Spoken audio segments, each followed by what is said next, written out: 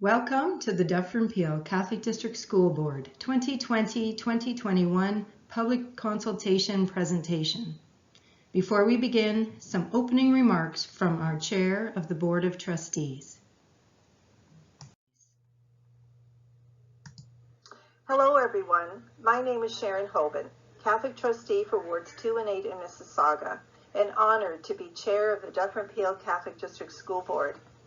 On behalf of the entire Board of Trustees, I bring you greetings and best wishes. I sincerely hope you and your families are keeping safe and well during this time of COVID-19 pandemic. I want to take a moment to thank you for choosing a Catholic education for your children.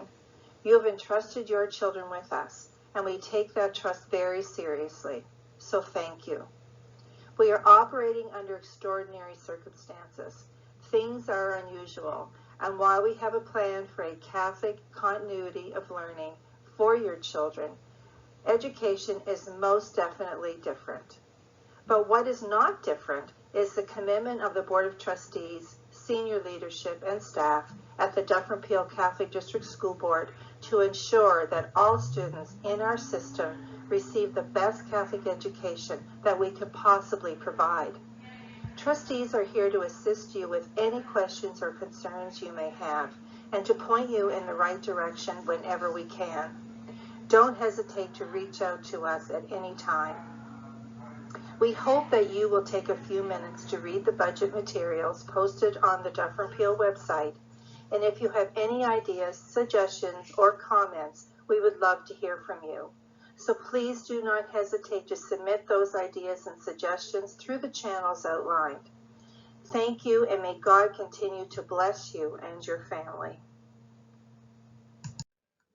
The format of this presentation will provide for an overview of key data about DUFFERIN-PEEL Catholic District School Board, details regarding the current provincial perspective, and the information to date from the Ministry of Education.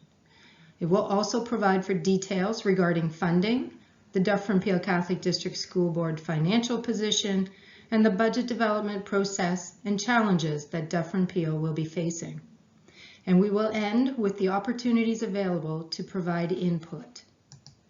Presenters will be myself, Julie Cherapaka, Executive Superintendent, Chief Financial Officer and Treasurer, and Brian Hester, Superintendent of Finance. The Board of Trustees recently approved the multi-year strategic plan for 2019 to 2023, as well as the mission and vision for DUFFERIN-PEEL Catholic District School Board. The multi-year strategic plan is guided by 5 values: believe, excel, respect, thrive, and trust, that reflect our core commitment to Catholic education. At all times, our budget development process is guided by these values. Some key data points about DUFFERIN-PEEL Catholic District School Board. There are 29 English Catholic school boards in Ontario. DUFFERIN-PEEL is the second largest, with student enrollment over 78,000. The adult and continuing education programs have enrollments over 40,000. There are 151 schools, 125 elementary and 26 secondary. We have 11 trustee representatives and 2 student trustees. We cover an expansive geographic area with schools throughout Mississauga, Brampton, Caledon, Orangeville, and Dufferin County. All school boards are required to submit a balanced budget to the ministry as per legislation. Fiscal responsibility is very important to DUFFERIN-PEEL Catholic District School Board and our Board of Trustees. Many thoughtful, strategic, and very difficult decisions are made to ensure fiscal prudence and stability for our board. A cornerstone of Ontario's education system is the principle that school boards have a responsibility to ensure fiscal responsibility and the effective stewardship of resources.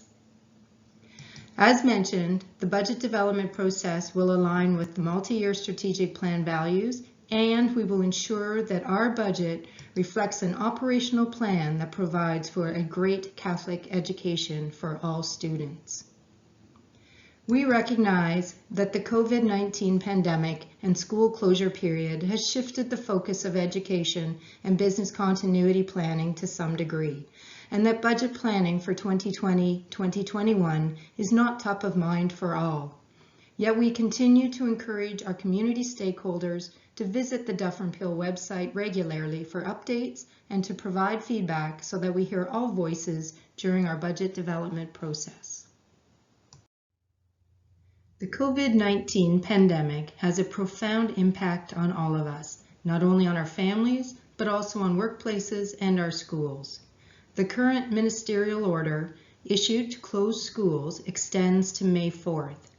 The province of Ontario has also issued a provincial emergency order that addresses essential services and other shutdowns.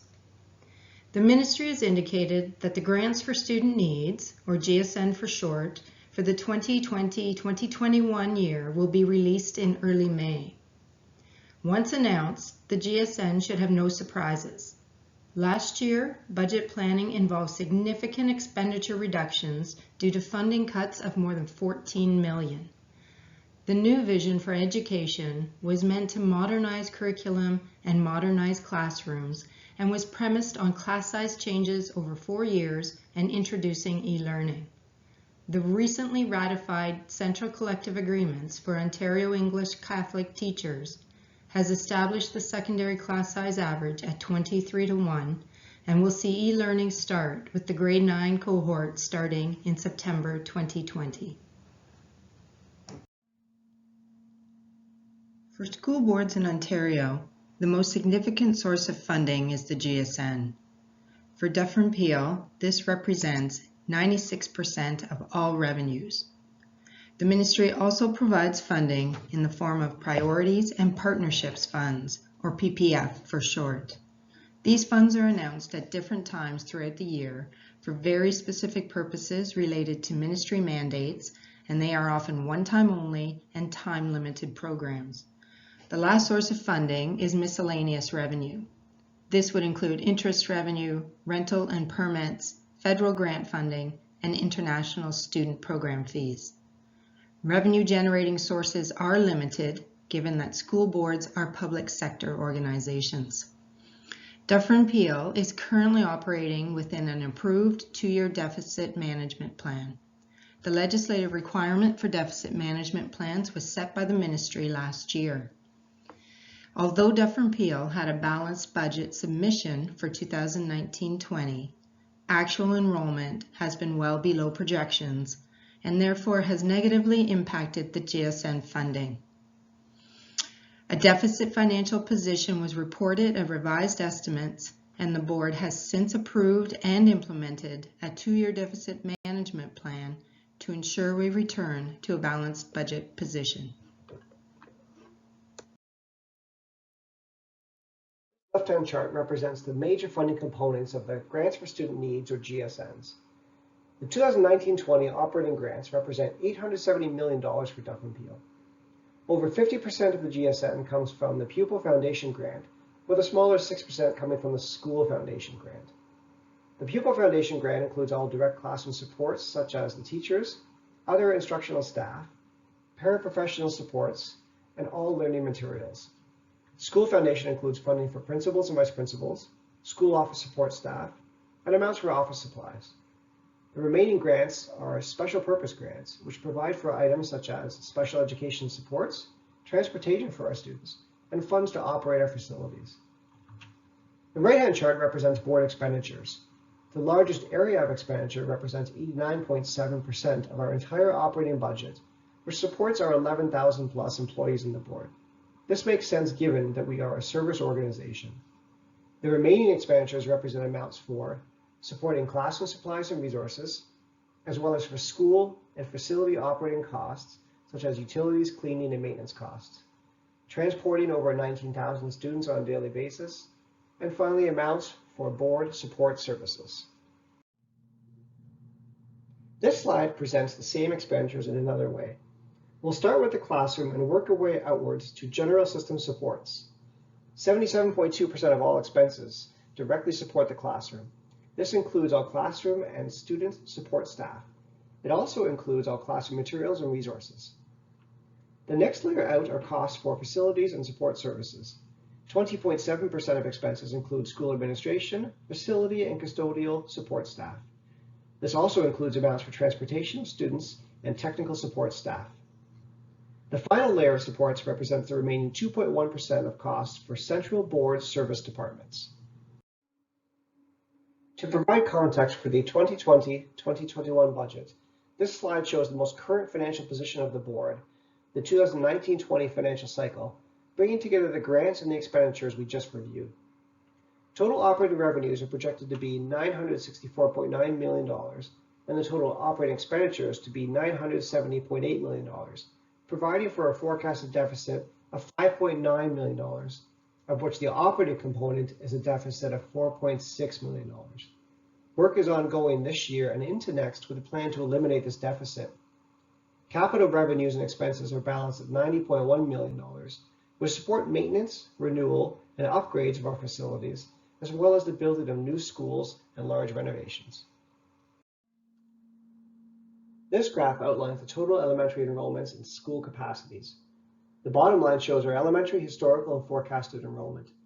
Projections for 2020-21 are approximately 47,757 students, a slight decrease over the current year. The top line represents our elementary student capacity, known as on-the-ground capacity, or OTG. OTG is the amount of students our schools are rated for. With our 125 elementary schools, we have a total student capacity of just over 57,000 students. Currently, this gap between our forecasted enrollment and capacity represents surplus spaces of about 9,000 students. This is a challenge for the board, as it represents space which must be heated, cleaned, maintained, etc. Efforts are being made to reduce this impact by shuttering classrooms which aren't utilized.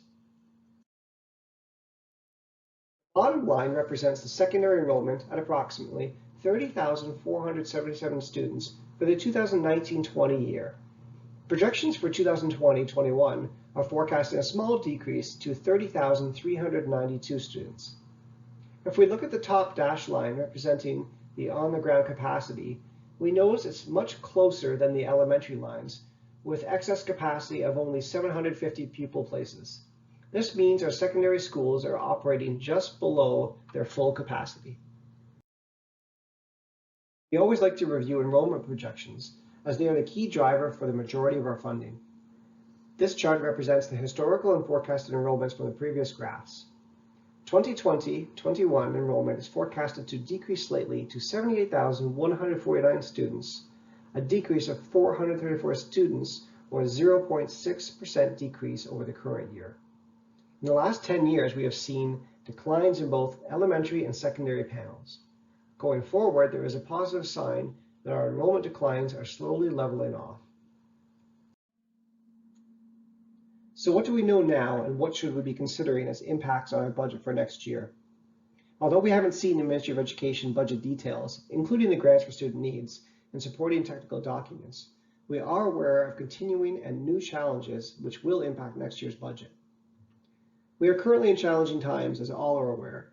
We aren't sure the full impact the situation will have on our system as a whole, but it will have carryover effects to next year's operations. Technology sustainability represents a challenge to support the growing levels of technology and to replace it as it ages. We continue to work through the in-year deficit and want to minimize any carryover impact into 2020-21. As I highlighted, enrollment is a key driver of our grants, so any fluctuations will affect our funding. We are anticipating a further 0.167% reduction to the benefit benchmarks as we've seen in past years. Delays in the construction and maintenance contracts will compound an already long list of projects, which could lead to added short-term maintenance costs and increased future costs. The long-term disability employer-paid plan continues to put significant pressure on our overall budget. There will need to be a renewed focus on our students' and staff's well-being once we emerge from the current situation and return to normal classroom operations. Finally, significant costs are still being reflected related to increased absenteeism rates. As a Catholic school board, Dufferin-Peel uses a Christ-centered approach in all teaching and learning opportunities.